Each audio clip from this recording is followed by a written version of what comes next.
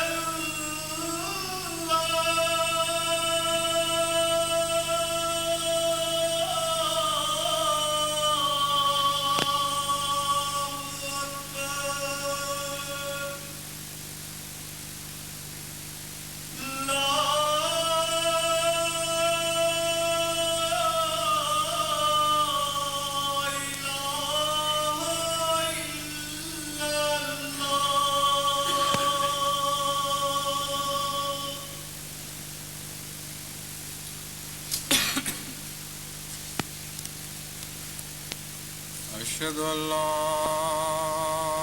إله إلا الله وحده لا شريك له وأشهد أن محمدا عبده ورسوله. أما بعد فأعوذ بالله من الشيطان الرجيم. بسم الله الرحمن الرحيم.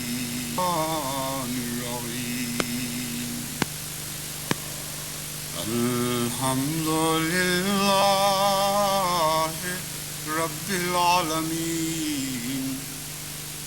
الرحمن الرحيم مالك يوم الدين.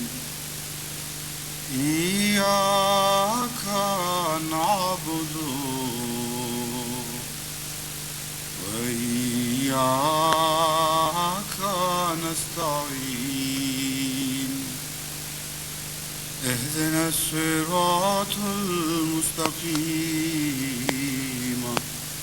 صراط الذين أنعمت عليهم غير المغضوب عليهم ولا الضالين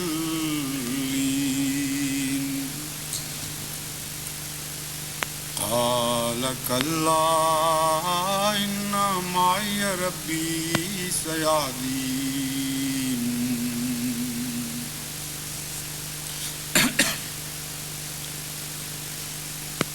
وہ علماء یا علماء کہلانے والے لوگ کیونکہ فی الحقیقت جن صفات کے یہ مبینہ علماء ہیں قرآنی اصطلاح کے مطابق ان پر علماء کا لفظ صادق نہیں آتا. اس لیے میں نے جب کہا کہ وہ علماء مان میرا خیال قرآن کریم کے اس مضمون کی طرف منتقل ہوا جس میں علم کی شرط تقوی رکھ دی گئی ہے، اور علماء کی یہ ایک حیرت انگیز تعریف کی گئی ہے کہ انما یخشی اللہ من عبادہ العلماء، کہ علماء تو وہ ہوتے ہیں جو خدا کے بندوں میں سے اللہ سے سب سے زیادہ ڈرنے والے لوگ ہوتے ہیں. گویا وہی ہیں جو خدا سے ڈرتے ہیں، علماء ہی ہیں جو اللہ کا تقوی اختیار کرتے ہیں. تو علم کی ایسی تعریف کبھی دنیا کی کسی کتاب میں آپ کو نہیں ملی ہوگی کہ علم خود تقوی کا نام ہے، علم خدا کے خوف کا نام ہے. بس رسمی طور پر تو ہمیں علماء کہنا ہی پڑتا ہے، اور آن حضرت صلی اللہ علیہ وآلہ وسلم نے بھی اس امت کے علماء کو علماء ہی کہہ کر مخاطب فرمایا، لیکن ایک شرط کے ساتھ. یہ فصاحت و بلاغت کا حضور اکرم صلی اللہ علیہ وآلہ وسلم کا کرشمہ ہے کہ علمائی نہیں فرمایا، علماء ہم فرما دیا. ان کی نسبت مجھ سے نہیں ہوگی، دنیا کی باتیں ہوں گی، دنیا کے عالم ہوں گے. جہاں تک مذہبی دنیا کا تعلق ہے، جہاں تک مذہبی رسوم کا تعلق ہے، جہاں تک مذہبی اصطلاحوں کا تعلق ہے، وہ علماء نہیں. لیکن دنیا کے علم کے لحاظ سے علماء ہم انہی جیسے ان میں سے بھی علماء ہوں گے وہ. بہرحال یہ اصطلاح کی ضرورت اس لیے درپیش آئی کہ قرآن کریم علم کے ساتھ تقوی کو باندھتا ہے، اور علم کی تعریف میں تقوی داخل فرما دیا گیا ہے. اور اس مضمون کو اور بھی ہر جہت میں اسی طرح پھیلایا گیا ہے، تدبر اور تفکر کے ساتھ بھی تقوی کو باندھ دیا گیا ہے. اور بہت سی ایسی اصطلاحیں ہیں قرآن کریم کی جو باقی دنیا کی اصطلاحوں سے مختلف ہیں. بہرحال یہ علماء ہم جنہوں نے تکذیب کو اپنے رزق کا ذریعہ بنا لیا ہے. قرآن کریم کے بیان کے مطابق کیا تم خدا تعالیٰ کی طرف سے بھیجے ہوئے خدا کے انبیاء کی تکذیب کو اپنے رزق کا ذریعہ بناتے ہو؟ اور یہ رزق کا ذریعہ جو ہے یہ بھی لامتناہی ہے. اللہ تعالیٰ کی عجیب شان ہے، اس کی صفت رزاقیت ہر سمت میں جلوہ دکھاتی ہے. اگر اس کے رزق کے ناپاک ذریعے سے حاصل کرنے کی کوشش کی جائے تب بھی وہ رزق ختم نہیں ہوتا، اور پاکیزہ ذرائع سے تو وہ ختم ہو ہی نہیں سکتا. ایک لامتناہی وجود ہے اللہ تعالیٰ کی صفات کا جو کہیں ختم نہیں ہوتا. منکرین انکار کا رزق کھاتے ہیں اور کھاتے چلے جاتے ہیں، اور نئے نئے راستے ان پر کھلتے چلے جاتے ہیں، اور کوئی ایک ایسی جگہ نہیں آتی کہ وہ کہیں کہ اب خدا کا رزق ہم پر بند ہو گیا ہے. تکذیب کی نئی راہیں نکال لیتے ہیں اور نئے راستے رزق کے کھل جاتے ہیں.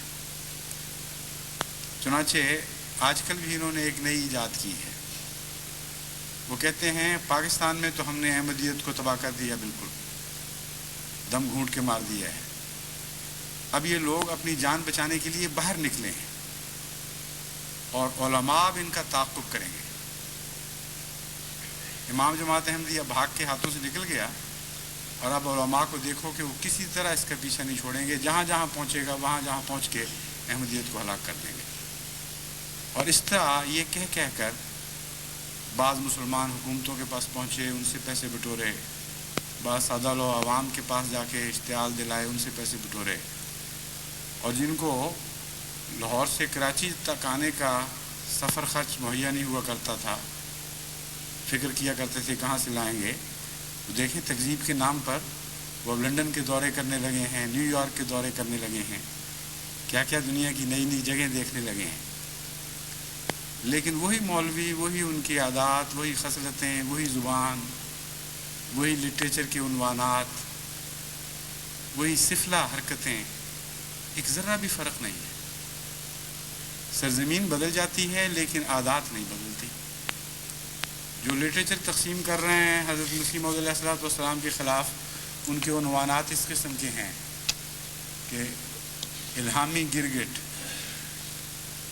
اور تمسخر کے عنوانات یہ ہیں کہ مرزا صاحب، یعنی الفاظ نقل کفر، کفر نباشد، اللہ کے نطفے سے پیدا ہو۔ یہ ان علماء کی زبانیں ہیں، یہ ان کے معیار ہیں تقویٰ کے، اور پھر رسول اکرم صلی اللہ علیہ وآلہ وسلم کی طرف منسوب ہونے کی کوشش کرتے ہیں۔ ان کی جو شکل و صورت، ان کی حیت قضائی بالکل وہی ہے جو وہاں تھی، اور بیوقوفی کر گئے ہیں یہ کہہ کے کہ ہم باہر نکل کے تعاقب کریں گے، کیونکہ پہلے تو ان کا یہ حال تھا کہ بند قلعوں میں لڑتے تھے، اور قرآن کریم نے ان کا نقشہ خوب کھینچا ہوا ہے کہ جب تک دیواروں کے پیچھے سے ہو کر نہ لڑیں، ان میں جرت نہیں ہے باہر نکل کے لڑنے کی۔ دلائل ان کے پاس تھے نہیں، ناب ہیں۔ اگر دلائل ہوتے تو تشدد کی باتیں کیوں کرتے؟ یہ ایک بنیادی لازوال اصول ہے، اس کو ہمیشہ یاد رکھیں، کبھی یہ تبدیل نہیں ہوا۔ ہمیشہ تشدد پر وہ لوگ اترا کرتے ہیں جن کے پاس دلیل نہیں رہتی۔ یہ انفرادی طور پر بھی ایک حقیقت ہے اور اجتماعی طور پر بھی ایک حقیقت ہے۔ کل بھی ایک حقیقت تھی، آج بھی ہے، اور کل بھی یہی رہے گی۔ جب آپس میں جھگڑے چلتے ہیں بچوں کے، اس وقت بھی یہی بات سامنے آتی ہے، جس کے پاس دلیل نہ ہو پھر مارنے پر آ جاتا ہے۔ پہلے گالیاں نکلتی ہیں منہ سے اور پھر پتھر شروع ہو جاتے ہیں۔ تو انبیاء کی تاریخ بھی اسی قسم کے واقعات سے بھری ہوئی ہے۔ شروع میں ذرا نرم بات کرتے ہیں، سمجھانے کی باتیں بھی کرتے ہیں، دلیل سے بھی بظاہر ان کا رستہ بدلنے کی کوشش کرتے ہیں، پھر کچھ دیر کے بعد کہتے ہیں کہ بھیا تم باز آنے والے نہیں، تمہاری ایسی تیسی، تمہیں ہم گالیاں دیں گے، تم پر تمہارے بائیکاٹ کریں گے اور زندگی تم پر حرام کریں گے۔ اور پھر جب سب کچھ نہیں رہتا باقی، پھر قتل کے فتوے، پھر مرتد کی سزا قتل، ان باتوں پر آ جاتے ہیں۔ سارے انبیاء کی تاریخ میں دیکھیں، کبھی انبیاء نے دین چھوڑنے والوں کے اوپر قتل کا فتویٰ نہیں لگایا، اور بلا استثناء تمام انبیاء کے مخالف بالآخر قتل کے فتویٰ، مرتد کی سزا قتل کا اعلان کرنے پر مجبور ہو گئے۔ قرآن کریم بھرا ہوا ہے ان کی تاریخ سے۔ کوئی ایک نبی بھی ایسا نہیں آیا جس کے اوپر مخالفت کا انجام تشدد پر نہ ہوا، اور تشدد بھی پھر انتہائی قسم کا، جلا کر مارنا، مخالف سمتوں سے اعضاء کو کاٹ دینا، اذیتیں دے دے کر ہلاک کرنا، بیویوں کو خامدوں سے الگ کر دینا، خامدوں کو بیویوں سے جدا کر دینا، ہر قسم کے جو مظالم کے رستے سوچے جا سکتے ہیں، یہ دشمن سوچنے پر مجبور ہو جاتا ہے۔ کیوں؟ اس لیے کہ دلیل کوئی نہیں ہوتی، اور اس کے مقابل پر اہل حق کا یہی اعلان ہوتا ہے، لِیَحْیَ مَنْ حَیَّ عَن بَیِّنَةٍ، کہ زندہ رہنا ہے تو دلیل سے زندہ رہ کے دکھاؤ، کیونکہ تقدیر یہی ہے خدا تعالیٰ کی کہ وہی زندہ رہے گا جو دلیل کے ساتھ زندہ ہے، اور کوئی نہیں جو اس تقدیر کو بدل سکتا۔ بس ان کا تشدد کی باتیں، ان کا گالیوں پر اتر آنا، ان کا قانون کے سہارے ڈھونڈنا، بجائے اس کے کہ ایسی فضا سازگار کریں کہ تبادلہ خیالات زیادہ کثرت سے ہو، شریفانہ ماحول میں ہو، انسانی سطح پر ہو، یہ ایسی فضا پیدا کرتے ہیں کہ کوئی تبادلہ خیالات سن ہی نہ سکے۔ حضرت صلی اللہ علیہ وآلہ وسلم کے متعلق کے زمانے میں یہ کہا کرتے تھے کہ جب قرآن تمہارے سامنے پڑھا جائے تو اس وقت شور مچا دیا کرو، باتیں نہ سنا کرو، کیونکہ جب باتیں سنو گے تو دل پر اثر پڑ جائے گا۔ تو وہ سارے حربے جو پہلے انبیاء کے زمانے میں ان کی مخالفت میں دشمن استعمال کیا کرتا تھا، وہ تمام حربے پاکستان میں ان علماء نے جماعت احمدیہ کے خلاف استعمال کیے اور کر رہے ہیں، اور یہ حربے کمزوری کے سوا کوئی قوم استعمال نہیں کیا کرتی۔ ہمیشہ وہی قومیں یہ حربے استعمال کرتی ہیں جن کے پاس دلیل کی طاقت نہ ہو اور تشدد کی طاقت ہو، اور یہ ایک غیر مبدل اصول ہے، اس کو کوئی تبدیل کر ہی نہیں سکتا، منطقی لحاظ سے بھی تبدیل نہیں کر سکتا، واقعاتی لحاظ سے بھی تبدیل نہیں کر سکتا۔ جس کے پاس دلیل کی طاقت ہے وہ تشدد استعمال نہیں کرے گا، اور جس کے پاس دلیل کی طاقت نہیں ہے وہ اگر اس کے پاس طاقت ہو دوسری تو وہ تشدد استعمال کرتا ہے اور باز نہیں آتا۔ تو جب یہ کر بیٹھے ہیں تو ان کی کمزوری تو ظاہر ہو جانی چاہیے ان کے اوپر۔ اب جو رستہ توڑا کر باہر کی طرف بھاگے ہیں جہاں تشدد چل نہیں سکتا تو مار کھائیں گے، بڑی بے وقوفی ہے۔ ایک کمزور آدمی کا اپنا قلعہ توڑ کر خود باہر نکلانا اور ایسے میدان میں پہنچ جانا جہاں اس کے لیے شکست ہی مقدر ہے صرف، کیونکہ اگر دلیل پہلے ہوتی تو پھر ان کو ضرورت ہی کوئی نہیں تھی تشدد کی۔ جب دلیل نہیں ہے تو بے دلیل باہر نکل کے ذلیل کیوں ہوتے ہیں؟ پھر بے وقوفی ہے ان کی، ان کو پتہ نہیں لگا خود کہ ہم کیا حرکت کر بیٹھے ہیں۔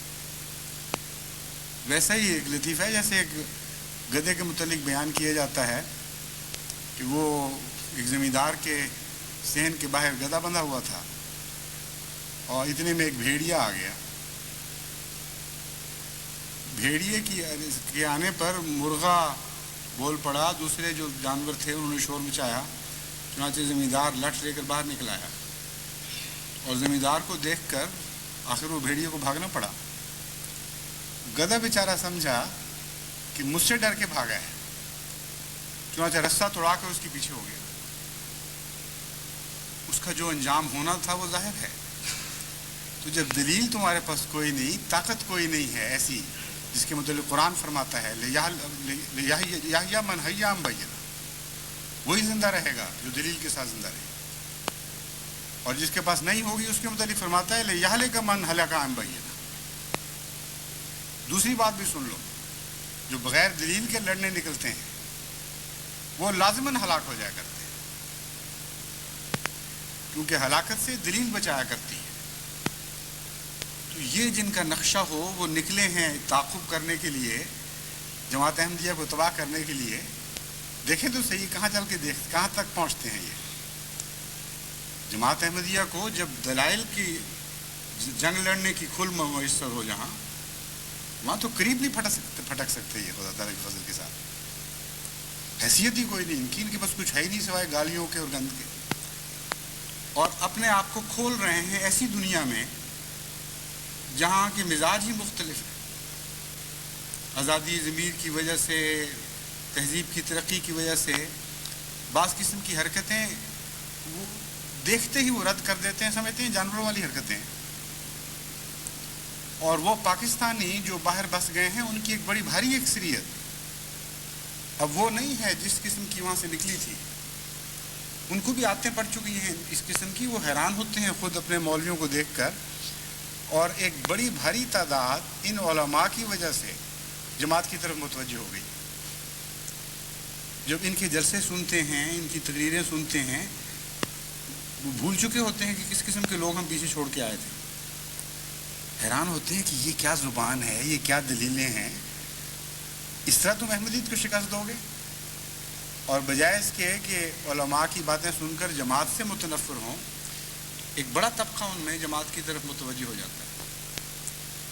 ہونا چاہیے اللہ تعالیٰ کی شان ہے کہ جب سے یہ انہوں نے حرکتیں شروع کی ہیں باہر نکل کے جماعت کا مقابلہ، اس کثرت سے پاکستانی احمدی، پاکستانی غیر احمدی احمدیت کی طرف متوجہ ہوئے ہیں کہ بعض تلاش کر کر کے احمدیوں کو پہنچتے ہیں کہ بھی ہمیں تو لوگ یہ بتا رہے ہیں، تمہارے متعلق بتاؤ کیا بات ہے، کیا قصہ ہے۔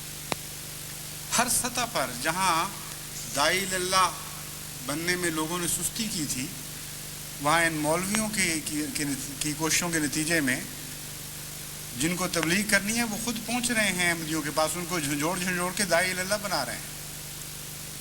चुनांचे मुझे रोज़मर्रा ऐसी इत्तलाएँ मिलती हैं कि हम सफ़र कर रहे थे, पता लगा हमें अहमदियाँ हमें पकड़ लिया, बताओ हमें कुछ क्या मज़हब है, क्या बात है, क्या इख्तिलाफ है। हमारे घर पर आए, हमसे पूछा, मजलिस में मिले, हमसे पूछा, तो जो तबलीग नहीं करते थे उनसे तबलीग करवाई जा रही है और उसके नतीजे में जमात अहमदिया में एक नया हौसला पैदा हो रहा है, नया वलवला पैदा हो रहा है, इल्म का एक नया शौक़ पैदा हो रहा है। और फिर जब वो हमें लिखते हैं कि ये एतराज़ हैं तो लिटरेचर की एक तलब पैदा हो जाती है और हम महसूस करते हैं कि फ़लाँ जगह खला हैं, इस किस्म का लिटरेचर तैयार होना चाहिए। चुनांचे अल्लाह ताला के फजल से लिटरेचर की तैयारी की तरफ गैर मामूली तवज्जो पैदा हो गई है और हर ज़ुबान में यही हाल है। कसरत के साथ तुर्की ज़ुबान के जानने वाले, यूगोस्लावियन जानने वाले, इटालियन जानने वाले, जर्मन जानने वाले, हर ज़ुबान के बोलने वाले ये भिनक सुन चुके हैं कि कोई वाक़या गुज़र रहा है। कुछ अहमदियत के ऊपर जो मज़ालिम हुए हैं पाकिस्तान में, कुछ उसके नतीजे में, कुछ उलमा के शोर के नतीजे में, कुछ हुकूमत पाकिस्तान ने जो लिटरेचर तकसीम करवाया उसके नतीजे में। और ये भी लोग बड़े ताज्जुब से मुझे लिख रहे हैं कि हम एम्बेसीज़ में, मुख्तलिफ़ सफारत ख़ानों में मुख्तलिफ़ बड़े बड़े अफसरों को जब मिलने जाते हैं तो उनको सब पहले से ही पता होता है।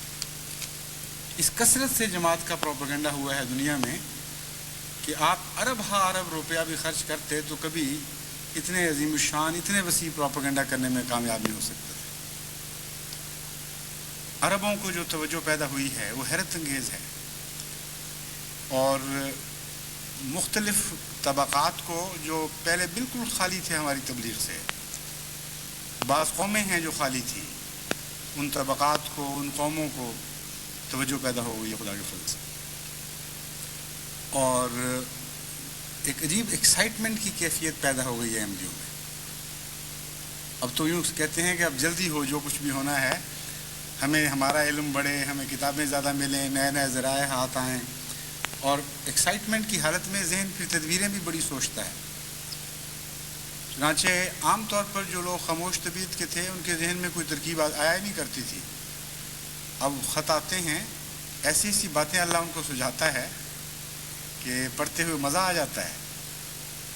हर आदमी दुनिया में कोने में बैठा हुआ तदबीर कर रहा है और वो सोच रहा है कि किस तरह इनको शिकस्त दी जाए, किस तरह इनसे इस जुल्म का नेकी के नतीजे के ज़रिए से इंतकाम लिया जाए, किस तरह इनको हर मैदान में मायूस और नामुराद कर दिया जाए।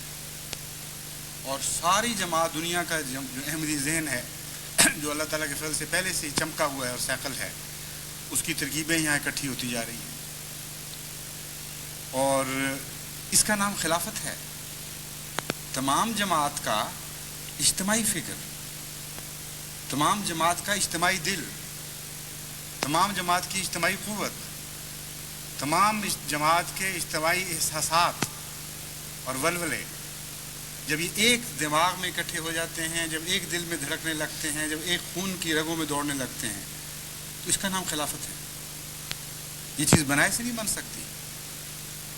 कोई मसनूई ज़रिया खिलाफत पैदा ही नहीं कर सकता। ये तो अल्लाह ताला की देन है, अल्लाह ताला की तकदीर है जो नबूवत के ज़रिए खिलाफत को जारी करती है और फिर एक वजूद बना देती है लाखों को, जो करोड़ों भी हो जाएं तो एक वजूद रहते हैं और उनकी सारी इस्तेदादें फिर इकट्ठी होकर मुज्तमे होती हैं एक मरकज़ पर और फिर मज़ीद सैकल होकर दुआओं के साथ चमक कर फिर वो इंतशार इख्तियार करती हैं, फैलती हैं। ऐसी जमात को ये लोग हराने के लिए निकले हैं जब अपने महफूज कलों में भी लड़ने की ताकत नहीं रखते थे। क़वानीन की दीवारें खड़ी कर ली अपने इर्द गिर्द और उसके बावजूद रोते रहे और आज तक रो रहे हैं कि फिर भी हम अहमदियत की दस्तबुर से महफूज नहीं रहे। हमारी दीवारों में दरारें डाल दी हैं इन लोगों ने। आज भी तबलीग जारी है उसी तरह, आज भी डिफाई कर रहे हैं एक आमिर के अहकाम को, आज भी अपने इस्लाम पर बरमिला अमल कर रहा है। ये ऐलान भी साथ साथ हो रहा है। تو جن کی قلعہ بندوں کا یہ حال تھا ان کو سوجی کیا کہ وہ دیواریں توڑ کر خود نکل آئے ہیں. ان کے تو مقدر میں مار اور پھر مار اور پھر مار ہے. لیکن جماعت احمدیہ کی مار وہ مار نہیں ہے جیسی تم سمجھتے ہو کہ مار ہوا کرتی ہے. ہماری مار تو یہ ہوگی کہ جتنا تم احمدیوں کو کم کرنے کی کوشش کرو گے تمہارے جگر گوشوں میں سے ہم احمدی پیدا کر کے دکھائیں گے. تمہارے دل کے ٹکڑے تمہاری چھاتیوں سے نکل کر ہماری چھاتیوں میں جگہ ڈھونڈیں گے. اس طرح احمدیت خدا کے فضل سے پھیلے گی. یہ ہے احمدیت کا انتقام. تمہاری کیا مجال ہے جماعت احمدیہ کا مقابلہ کر سکتے؟ اور ہر طرح سے تمہاری ہر کوشش ایک بالکل برعکس نتیجہ پیدا کرتے چلی جا رہی ہے. خلافت سے جماعت احمدیہ کو پہلے بھی محبت تھی, پہلے بھی اطاعت کے رنگ میں رنگین تھی, لیکن جتنا تم دکھ دینے میں بڑھ رہے ہو اتنا ان کی محبت ایک نئے دور میں داخل, ایک نئے انقلابی دور میں داخل ہوتی چلی جا رہی ہے. پہلے بھی خلفاء تحریک کیا کرتے تھے, جماعت ہمیشہ ان تحریکات پر لبیک کہتی تھی, قربانیاں دیتی تھی, کبھی بھی تحریکات کو ناکام نہیں ہونے دیا. لیکن اب تو بالکل اور ہی منظر مجھے نظر آ رہا ہے. اب تو یوں لگتا ہے جیسے منہ سے بات نکلی تو کہتے ہیں کہ مٹی نہیں لگنے دینی اس کو. سر آنکھوں پر اٹھاتے ہیں, دل میں بٹھاتے ہیں, اور میری بہت وسیع بلند توقعات ہیں آپ سے, لیکن ہر دفعہ میری توقعات سے بڑھ کر آپ محبت اور اطاعت کا سلوک کرتے ہیں. یہ برکتیں کون پیدا کر سکتا تھا جماعت میں؟ محض اللہ کا فضل ہے, اور یہ تمہاری کوششوں کو ناکام دکھانا ہے خدا تعالیٰ نے, ان کو تمہارے دلوں کی حسرات بنانا ہے. اس لیے خدا تعالیٰ یہ پاک تبدیلیاں پیدا کرتا چلا جا رہا ہے. اس لیے نکلو, شوق سے نکلو, تمام دنیا میں نکلو. جہاں جہاں تم جاؤ گے خدا کی قسم وہاں وہاں احمدیت کا پودا پہلے سے زیادہ شان کے ساتھ بڑھنے اور پھولنے لگے گا اور پھلنے لگے گا. ایک کے ہزار ہوتے چلے جائیں. ہماری یہ تقدیر تو مسیح موعود علیہ الصلوۃ والسلام ہمیں بتا چکے ہیں, وہ مقبول دعاؤں کی صورت میں ظاہر ہو رہی ہے. ایک سے ہزار ہوئیں, با برگ و بار ہوئیں, حق پر نثار ہوئیں, مولا کے یار ہوئیں. یہ ہے ہماری جماعت کی تقدیر.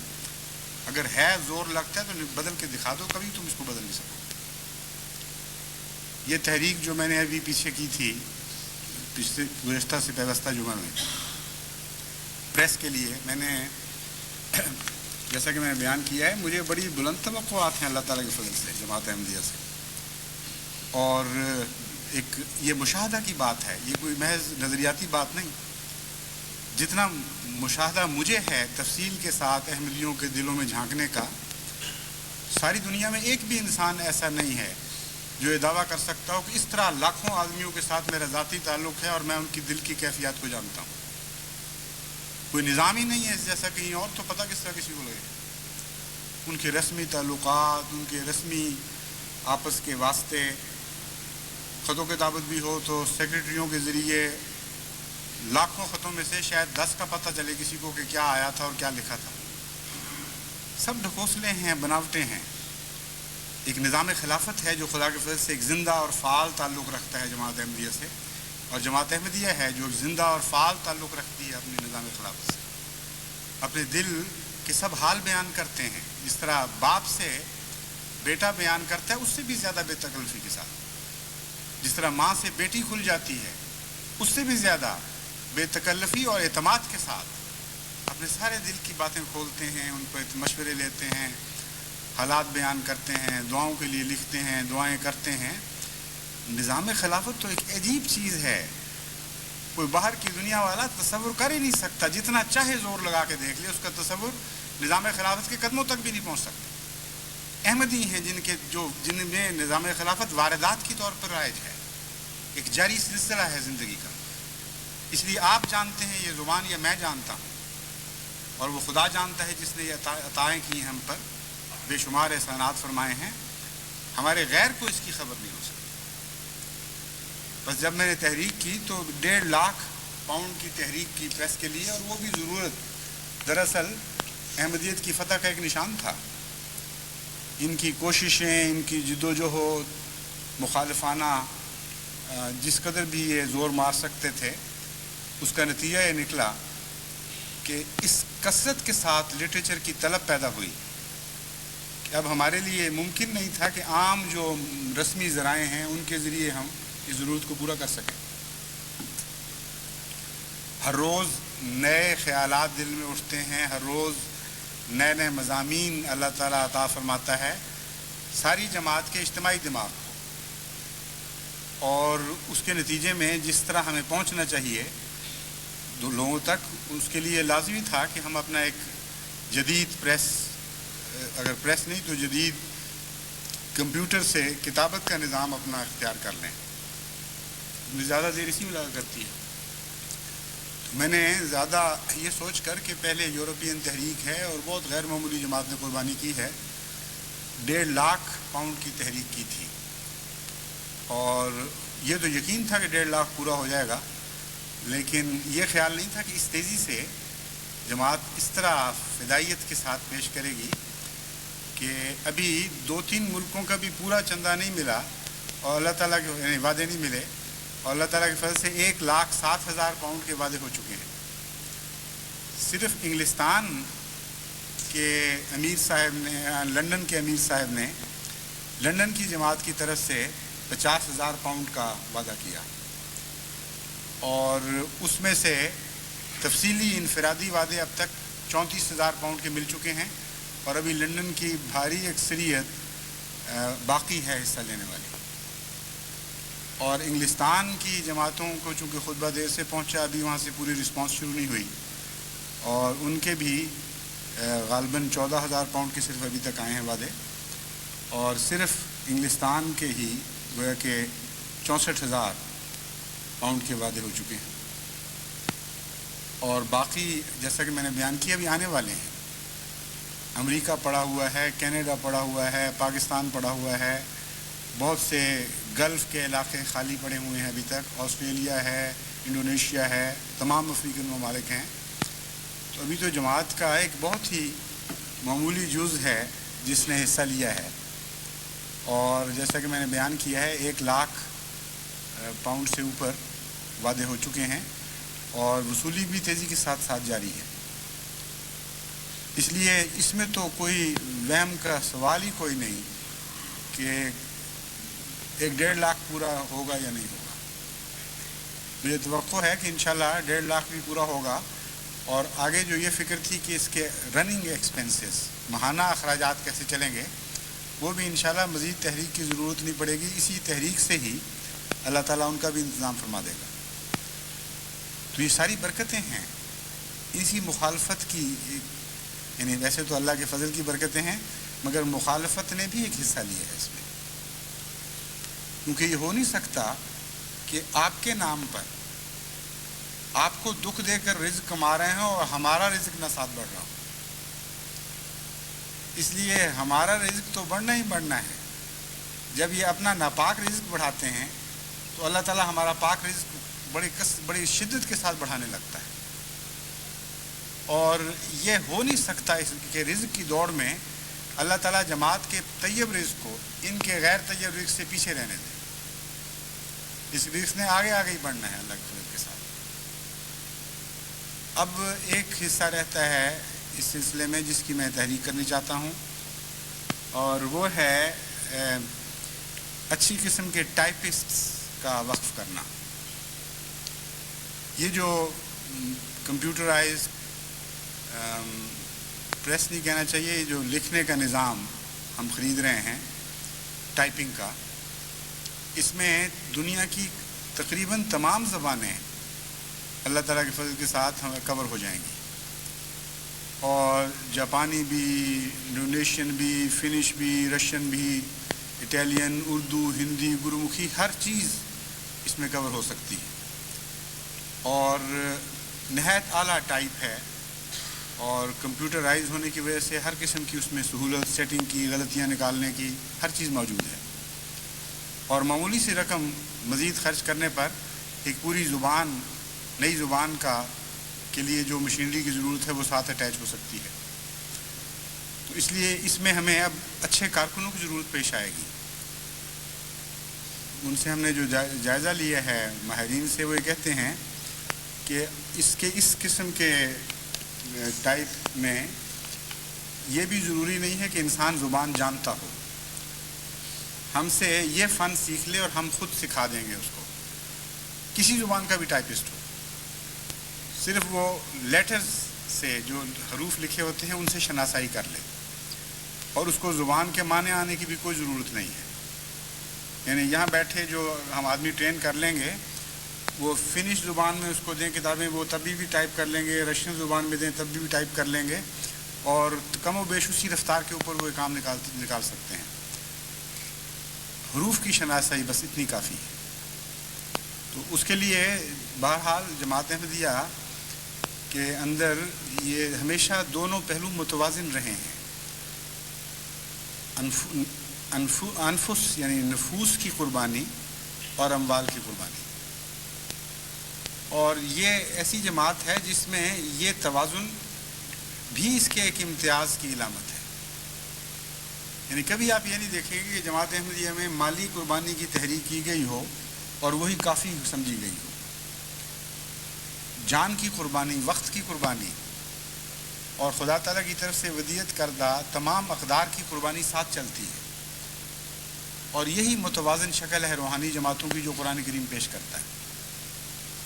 اگر یہ چیزیں ساتھ نہ ہوں تو پھر تو مرسنری اس قسم کے لوگ بن جائیں، یعنی پیسے کے ذریعے کام چلانے والے یا پیسے کے ذریعے اپنی خدمات پیش کرنے والے. اور اس کے نتیجے میں یہ جو کہ روح ہے جماعت کی کہ وقف ساتھ چل رہا ہے، وقت کا وقت خواہ وہ جزئی ہو خواہ وہ ساری عمر کا ہو، اس کے نتیجے میں ایک مخفی دولت ہے جماعت کی جو اعداد و شمار میں ظاہر کی نہیں جا سکتی. کروڑوں روپیہ کا اگر چندہ ہے تو کروڑ روپے کا وقت ہے جماعت احمدیہ کا، اور ان کی صلاحیتیں ہیں جو دنیا کے معاوضے کے بغیر استعمال ہو رہی ہیں. اگر ان ساری صلاحیتوں کو آپ خریدیں تو کم سے کم 3 گنا زیادہ روپے کی ضرورت ہے، اور یہ جو میرا اندازہ ہے یہ محفوظ اندازہ ہے. بس جماعت احمدیہ تو نیکیوں کا ایک آئس برگ ہے جس کا 1/3 ظاہر ہو رہا ہوتا ہے اور 2/3 سمندر میں چھپا ہوا ہوتا ہے. دیکھنے والا سمجھتا ہے کہ بس اتنی سی چوٹی ہے، حالانکہ قانون قدرت نے اس کا 2/3 حصے کو چھپایا ہوا ہوتا ہے نظر سے. تو بعض لوگ بدیوں کے آئس برگ ہوتے ہیں، وہ جتنا ظاہر کرتے ہیں اس سے زیادہ بدیاں دل میں چھپی ہوئی ہوتی ہیں. چنانچہ قرآن کریم فرماتا ہے ما تخفی صدورہم اکبر.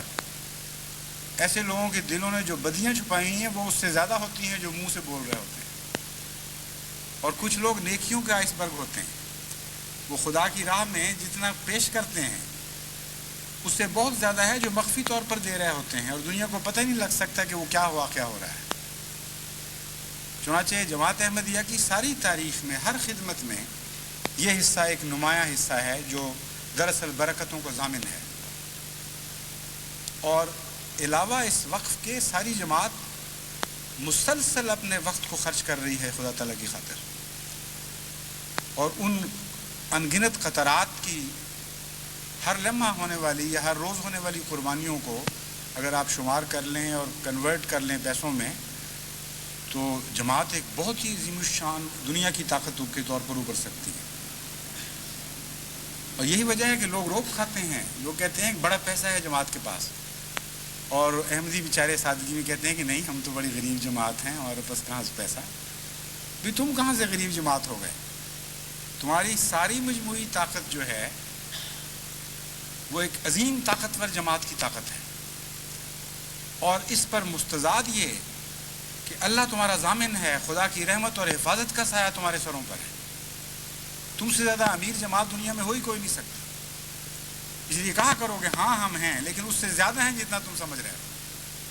ہمارے پیچھے تمام دنیا کے خزانوں کے مالک کی طاقتیں بھی شامل ہیں. دنیا کے سب سے قوی ہستی، بلکہ کائنات کی سب سے قوی ہستی، وہ جو قوتوں کا سر چشمہ ہے، جس نے سب کچھ پیدا کیا، وہ ہماری پشت پناہی کر رہا ہے. اس لیے ہم نہ غریب جماعت ہیں نہ کمزور جماعت ہیں. اللہ تعالیٰ کے فضل کے ساتھ ہم نے لازماً آگے سے آگے بڑھتے چلے جانا ہے. کوئی دشمن نہیں پیدا ہوا، نہ ہوگا آپ کے دیکھنے میں. نہ آپ کی اولادیں ایسا دشمن دیکھیں گی جو آپ پر غالب آ سکے یا آپ کی اولادوں پر غالب آ سکے. میں خدا کی قسم کھا کے کہتا ہوں جس کے قبضہ قدرت میں میری جان ہے، قیامت تک یہی ہے تقدیر خدا کی جو جاری ہو چکی ہے اور جاری رہے گی.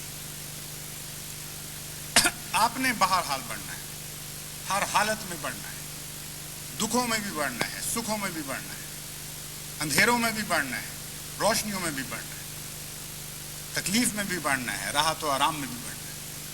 بڑھنا آپ کا مقدر ہے، اور یہ وہ مقدر ہے جسے دشمن آپ تبدیل نہیں کر سکتے۔ بس وقت کی یہ چھوٹی سی تحریک بھی میں کرتا ہوں کہ جو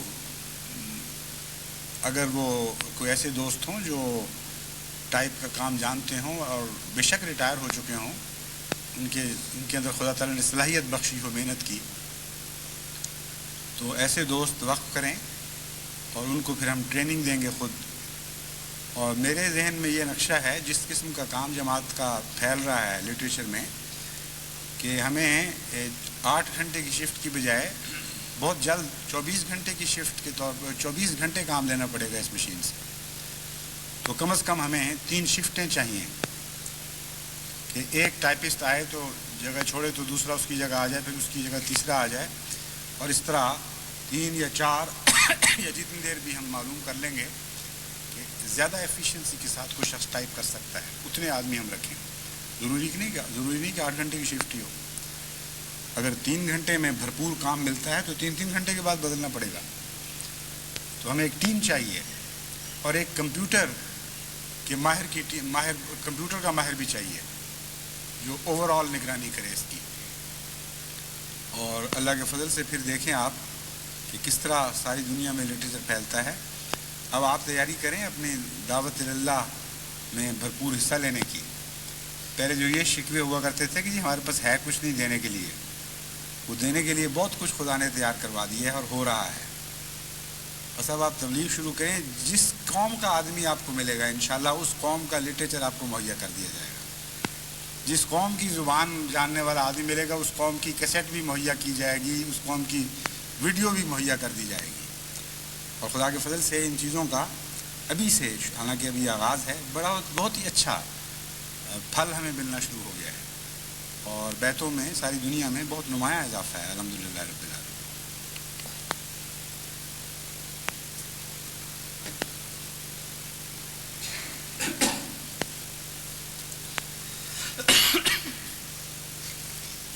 الحمدللہ نحمدہ ونستعینہ ونستغفرہ ونؤمن بہ ونتوکل علیہ ونعوذ باللہ من شرور انفسنا ومن سیئات اعمالنا،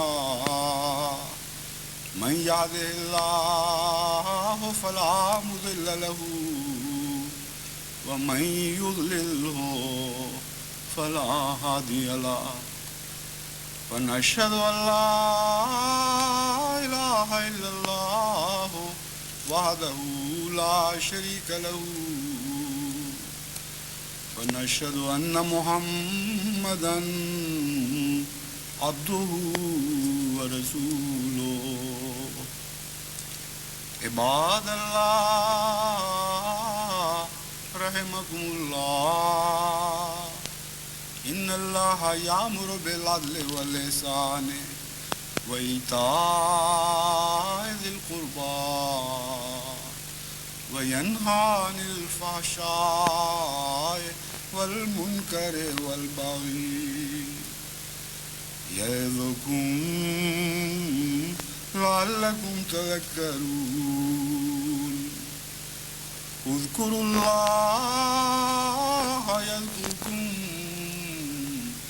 وادعوه يستجب لكم